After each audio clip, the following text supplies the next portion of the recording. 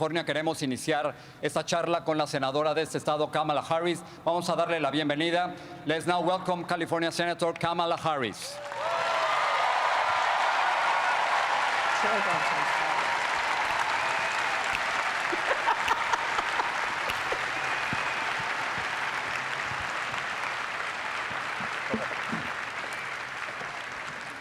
Aquí viene Kamala Harris. ¿Cómo está?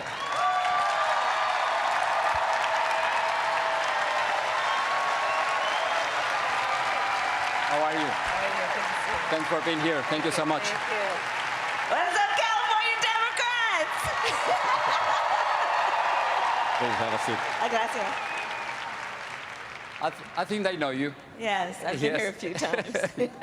Thank you so much for being here. Mucho gusto. I really appreciate it. You know, I wish we could have time for small talk, but we're going to have to start. Let's get right into it. Exactly. I think we're going to have to talk about the shooting in Santa Clarita. And Yeah. it happened again.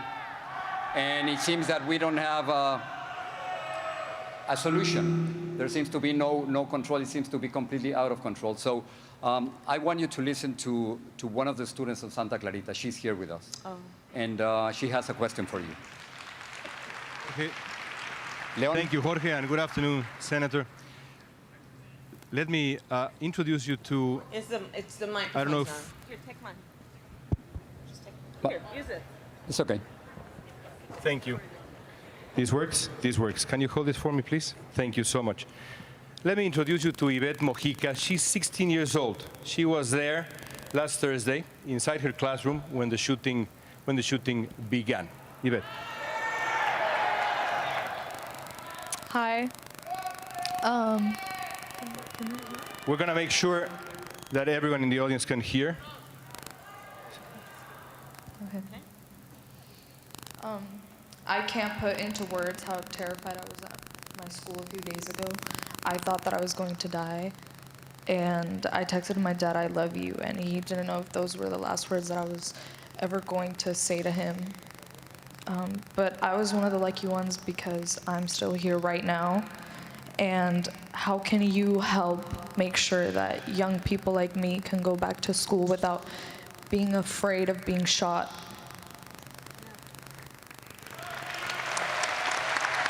Are your parents here with you?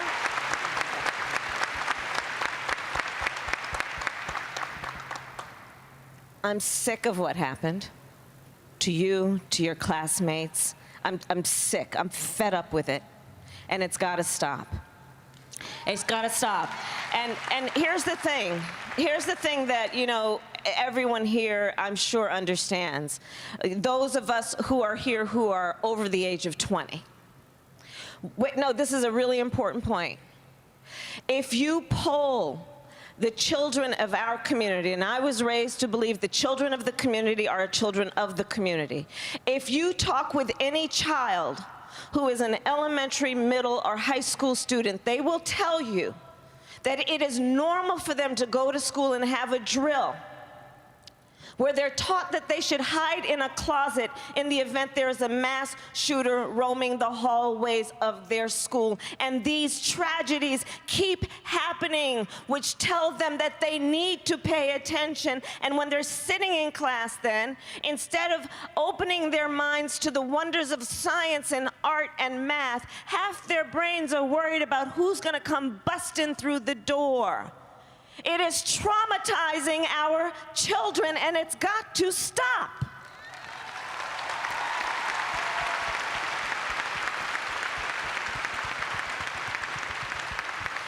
So, look, it's a presidential forum. Let me tell you something. I'm done. Because I have hugged too many mothers of homicide victims. I have seen too many autopsy photographs. And I have met too many of our young leaders who literally look at me and cry and say, "I don't want to die." So this is a point of distinction between me and some of the other folks on the debate stage. When elected, with your help, I will give the United States Congress 100 days to pull their act together on this and put a bill on my desk for signature. And if they don't, I will take executive action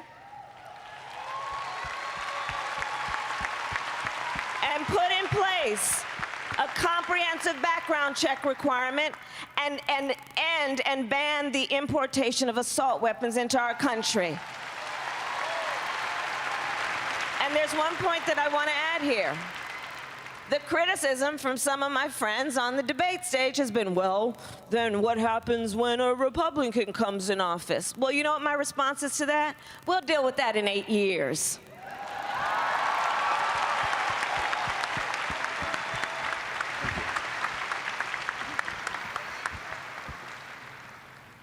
Thank you, Senator.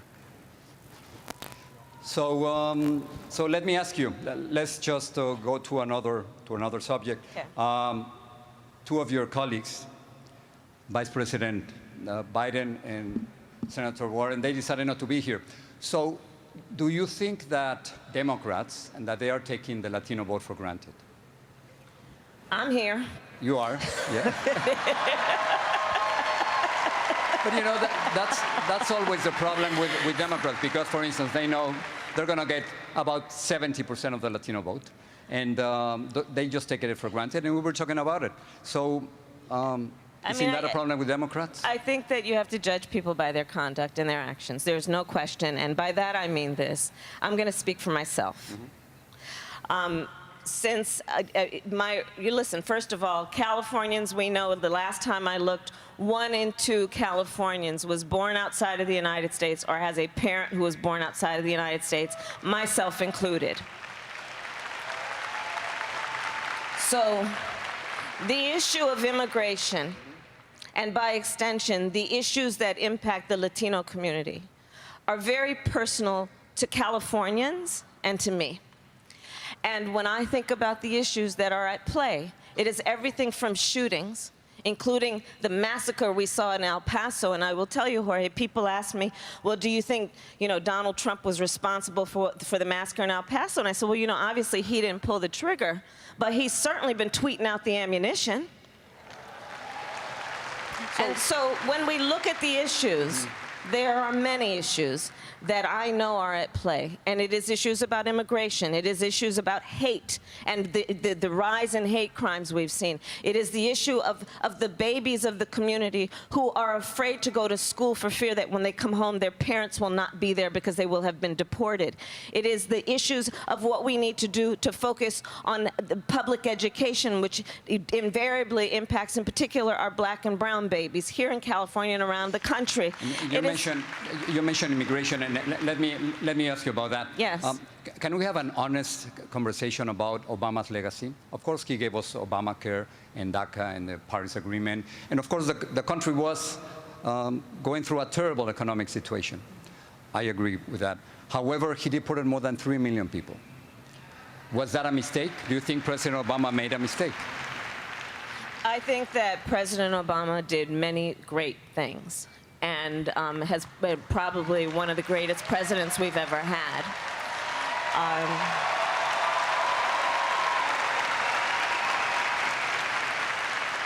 I think many people agree with that, but I will say, he deported 3 million people. But I will say also that there was one.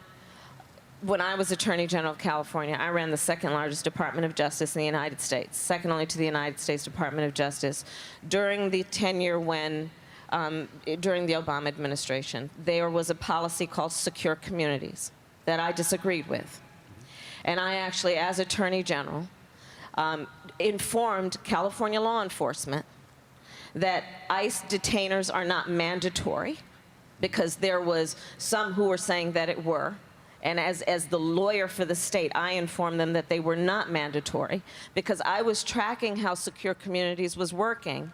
And by ICE's own data, they were picking up non-criminals by their own definition. I understand, but was that a mistake to deport 3 million people? I'm telling you, it's a disagreement that I had in terms of the policy. So do you think he because made a I was mistake? aware, but this is the point, because I was aware that there were people who were, by ICE's own definition, non-criminals that were being deported. That was wrong. I disagreed with it, and that's why I issued that policy for the sheriffs and the district attorneys of California, telling them that these were not mandatory. We just only have a couple of minutes. Have you been listening to the impeachment hearings? I've been in Iowa. Yeah, not so much. So- but, some but people- I'm getting the summaries. I Okay, know what's all right. happening. So Yeah. some people think that, do you think we should go through the whole process even though in the Senate there might not be enough Republicans I absolutely do. to impeach President Trump? I absolutely do. And I'll tell you why.